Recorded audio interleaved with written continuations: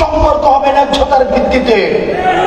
মনে আছে মুগ্ধ এবং সাইদের রক্ত আমাদের যতদিন মনে আছে ততদিন পর্যন্ত ভারত এই বাংলাদেশে আর কোনোভাবে আধিপত্য বিস্তার করতে পারবে না।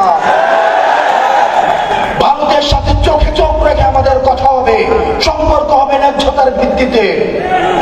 প্রিয় সহযোদ্ধা, 5 আগস্ট ছিল আমাদের প্রাথমিক বিজয়, কিন্তু আমাদের যে সামনের যে রাস্তা, সেই সামনের রাস্তা আরো বেশি কণ্টকাকীর্ণ। আমাদের এই কণ্টকাকীর্ণ রাস্তাকে অতিক্রম করার জন্য আমাদেরকে ঐক্যবদ্ধ থাকতে হবে। আমাদেরকে দেশি বিদেশি ষড়যন্ত্র অব্যাহত রয়েছে, আমাদের নিজেদের মধ্যে ক্ষমতা কাঠামো নিয়ে দ্বন্দ্ব রয়েছে। ভবিষ্যতে কে ক্ষমতায় যাবে সেগুলো নিয়ে আমাদের নিজেদের মধ্যে অনেক প্রিন্সিপালসগত মত পার্থক্য রয়েছে।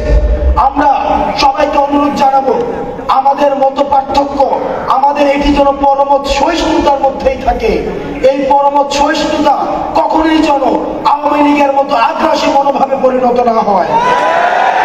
আমাদের পরমত সহিষ্ণুতা থাকবে, মত পার্থক্য থাকবে, দ্বিমত প্রকাশ থাকবে, তবে সেটা হবে রাজনৈতিক, সেটা হচ্ছে সৌন্দর্যের কালচারের মধ্য দিয়ে। সেটা যেন আর কখনোই আওয়ামী লীগের মতো দমন পীড়ন গুম খুন হত্যার রাজনীতির মধ্য দিয়ে আর কখনোই কনভার্ট না হয়। এবং সেটির যে দায়ভার, এই দায়ভার এই মঞ্চে যারা রয়েছে তাদের এবং আমাদের সামনে যারা রয়েছে আপনাদের। আমাদের ঐক্যর ডাক, আমাদের যে আহ্বান, আমাদের যে লড়াই, আমাদের যে সংগ্রাম, এই সংগ্রাম অব্যাহত থাকবে। আপনারা ভালো থাকবেন, সুস্থ থাকবেন।